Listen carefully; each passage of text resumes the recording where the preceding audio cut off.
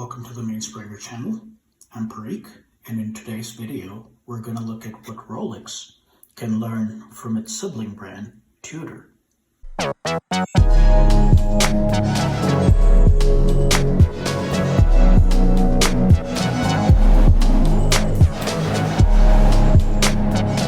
Tudor was established in 1926, a few years after Rolex, to serve as a more affordable alternative to the main Rolex brand, and most of their watches carry generic movements such as Fleurier, Adolphe and ETA movements through the years. What most people do not know is that the Tudor catalog has essentially served as the testbed for Rolex platform with experimental design concepts. Watches with alarms, manual wind divers, automatic chronographs, matte ceramic bezels, unique dial colors and case designs. These were all first evaluated and sold as products on the Tudor's portfolio, mostly with third-party movements, before Rolex adopted them. Some ideas, such as the automatic chronographs, have made it to the parent brand Rolex, and other ideas, such as the alarm watch, remain exclusive to the Tudor catalog. That sense of experimentation and innovation in the Tudor's line continues to this date. An example of that is the recent North Flag, introduced in 2015 as the first sports watch in the portfolio that has a power reserve and a see-through caseback. In other cases, the experimentation is more subtle. A few months ago, Rolex updated the Submariner case from 40mm to 41mm, and there was an outcry of discussion about the new size. Well, for 8 years now, Rolex has been secretly experimenting with the Tudor Black Bay line with the 41mm case. Black dials and blue bezels, black dials and green bezels. Sound familiar?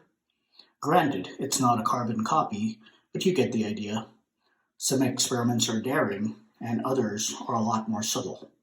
But in this video, we're talking about some of those innovations in the Tudor line that I think Rolex needs to adopt to make a watch with the times. Rolex may do this on their own timeline, meaning some of these changes may take decades for them to adopt, but let's face it, it's not that they have a problem selling watches. But that's a discussion for another video. If you like this video so far, please like and subscribe and hit the bell icon to get notified on new content. It really helps YouTube to recognize that people are watching these videos. If you don't like this video, give me a thumbs down, but let me know in the comments what I can do better. Your feedback is important so I can get you better content in the future. Let's get back to it. The first thing I want to talk about is the bezel on the Tudor Pelagos. So the Tudor Pelagos has the ceramic bezel with the Luminous compound actually injected into the bezel. And what that makes is it makes for a very legible bezel even in dark times, which makes sense for a dive watch. Now, while that is important for a dive watch, I think it is equally important for a watch with a GMT, where part of the timekeeping function, you do rely on the bezel for it. So the bezel on the GMT is not loomed, and I think that is a big disadvantage, especially if you are planning on rotating this bezel and hoping to rely on that for timekeeping at a later stage. So that's something that I think it's an easy bar for Rolex to achieve. Let's keep in mind that the technology already exists. We have a ceramic bezel here with injected luminous material that Rolex can achieve pretty easily, and to not have that on another watch where that level of functionality is just as important, I find that probably not up to the mark of what Rolex can be doing, given that the technology already exists to them. The first thing that I wanted to point out is the fact that the luminous bezel is probably the number one thing that Rolex needs to add to some of their watches. Now, the second aspect that we're going to talk about is the AR coding. For those of you who may know, the Pelagos is this experimental design, and it does have a AR coding. It does its job pretty well. I'm actually sitting in pretty, direct natural light over here, and the legibility of the time is not that bad at all. Plus, with the matte ceramic bezel, in some some angles you can barely even see the crystal on the Pelagos, just because of that AR coating. Now take that in comparison to the Rolex. I should be very honest, when I first got the Rolex, for like most other people, this is kind of a grail watch for me. It's not something that I could probably normally afford. I've been saving for years to get this piece. And when I got this piece and I walked out into the sunlight, it was such a disappointment because it picks up reflections from every single direction, which is a shame because this watch costs 3 times as much as this watch, at least. And, this is what I get for it. There are watches that cost $1,000 that have a AR coating on it. And, this is a place where Rolex really, really need to step their game up, because this is kind of not even remotely on point for a brand that is charging what they are for their watches. And again, I always say, Rolex does not need this to sell their watch, given the state of the affairs today. Watches are just flying off the shelf. They don't need to have some of this technology in there, but they should. I mean, you're claiming to be one of the top edge, cutting edge brands out there. I think it's kind of a no-brainer that this technology be added. And the second one is the AR coating on these watches. The third aspect is something that a lot of you may be familiar with. I did talk about this even in the Tudor video, is the bracelet of the Tudor Pelagos. The Pelagos, again, this is why I keep calling this an experimental watch, because the Pelagos has this glide lock system. And so it's got like the 3 positions, it's got position 1, position 2, position 3. But then if you want additional adjustability, everything after position 3 is like on a spring-loaded system. And because of that, it makes it extremely comfortable, because especially as your wrist expands or contracts during the day, the watch very comfortably adjusts to your wearing conditions. And that is a unique and beautiful thing to have on the Pelagos. This is why I love this watch so much. It's not that it's purely a well-made watch. I mean, this watch is bulletproof, 500 meters water resistance, titanium case, matte ceramic bezel. Every technology in this watch is top-notch. It seems like things like the bracelet, again, if I can get this on a $3,000 watch, they should be able to translate this technology also to the Rolex catalog.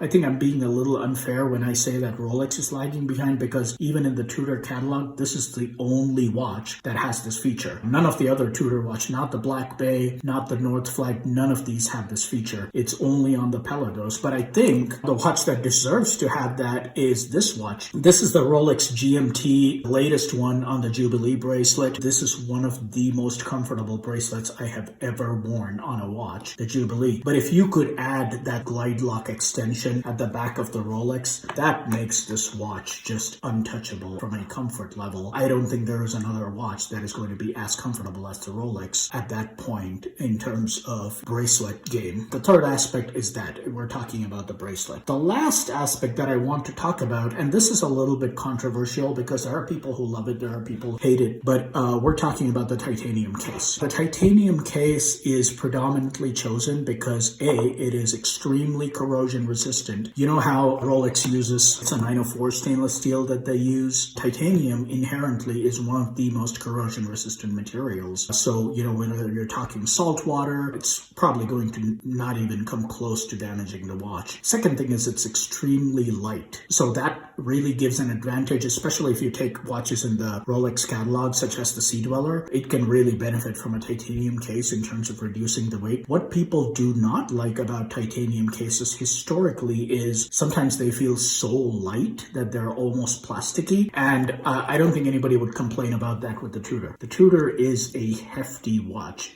even though it is made out of titanium, which only probably emphasizes the aspect that if this watch were made out of steel, this thing would be a beast. Your left arm would probably drop down a few inches over time. That's how heavy this watch might have been. That said, I think Rolex needs to start experimenting with these newer case materials for their watches. It is not like titanium cannot take a shine. We've seen other brands do it. One of the most prominent ones is Grand Seiko. They have a titanium titanium case. It's a grade 5 titanium, and they Zaratsu polish the crap out of those watches. So to say that you cannot get a shine on titanium, Rolex likes some of their watches and their designs pretty shiny. So it is achievable with the titanium. I think the one thing is titanium tends to have a more darker gunmetal finish compared to that of stainless steel. Stainless steel is a lighter looking material right off the bat. So that can definitely be a big difference between these watches. But that said, the ability to provide, even as an option, a case material would be something very unique, and I think will really strengthen Rolex portfolio as a watchmaker with a little bit more fun and diversity in their watches. We've seen a little bit of that in the latest release of watches. If you take the new Oyster Perpetuals and colored dials, they are trying to instill the fun back, but I feel that the brand today, at least both by a collector's community, and I don't know if the brand itself resonates with it, but they are a very serious brand. There is no room for experimentation. There's no room to try something unique. Tudor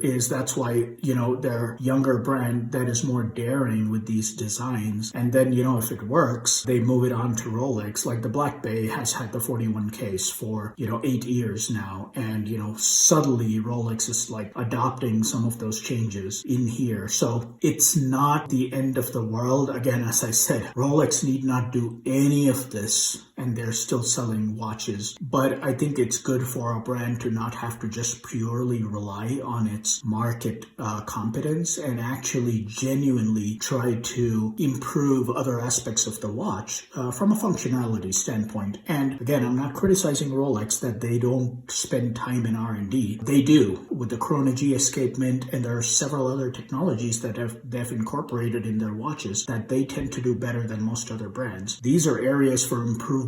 If we're talking about a $10,000 Rolex watch, I think we want that to be relatively perfect, because this is not a watch that everybody can afford. And when you save and spend your money on a watch like this, there are certain expectations that come with it, I feel, especially when you talk about like a GMT watch. I mean, come on, the bezel is required for timekeeping. Wouldn't you want that bezel to be luminous at night? It has a night scale bezel on top. So anyway, that's kind of what I wanted to share. Let me know what you think about these points. Do you agree? Do you disagree with any of these thoughts in the comments? Yeah, please leave a comment below. Let me know what you think about this. I'd like to start a dialogue about these things. As a watch community, that's one of the reasons why these videos are being made. It's kind of nice to share my thoughts. It's nice to engage with the folks. So if you have a thought about this, please leave them in the comments below. I read all of them. I reply to all of them. And that's all really I had to say. Thank you so much, and see you in another video.